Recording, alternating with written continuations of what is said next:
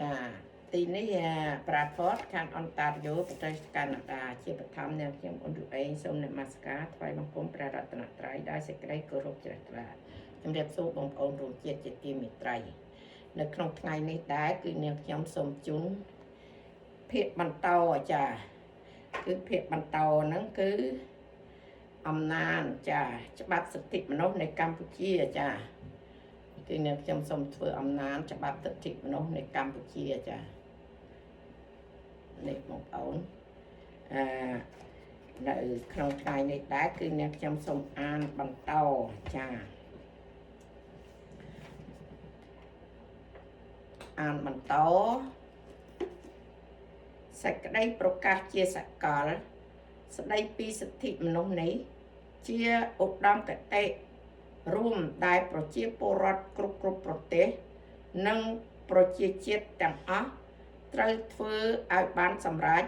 ដើម្បីឲ្យបុគ្គលគ្រប់រូបនិងអង្គការសង្គមទាំងអស់ដោយរក្សាខ្ជាប់ជានិច្ចក្នុងស្មារតីរបស់ខ្លួននៅសេចក្តីប្រកាសនេះ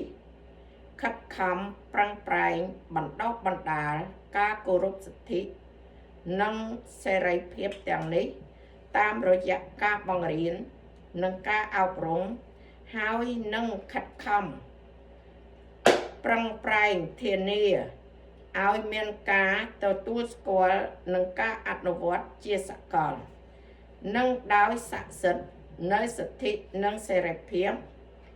ដោយវិធានការជាតិនិងអន្តរជាតិដែលមានលក្ខណៈរីកចម្រើនជាលំដាប់ទាំងក្នុងចំណោមប្រជាពលរដ្ឋនៃរដ្ឋស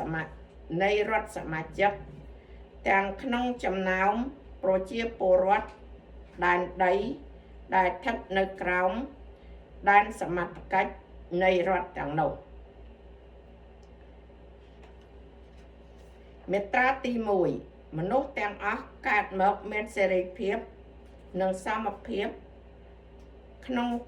ផ្នែកសេចក្តីថ្លៃថ្នូរនិងសិទ្ធិមនុស្សមានវិចារណញ្ញាណនិងមានសតិសម្បជញ្ញៈជាប់ពីកំណើតហើយក៏បីប្រព្រឹត្តចំពោះគ្នាទៅវិញទៅមក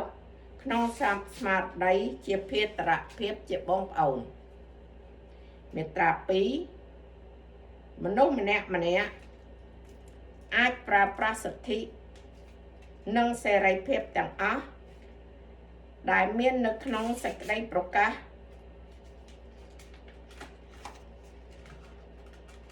នេះដោយគ្មានការប្រកាន់បែងចែកបែបណាមួយមានជាអាចពូជសាសន៍ពណ៌សម្បុរភេទភាសាសាសនាមតិនយោបាយឬមតិផ្សេងទៀត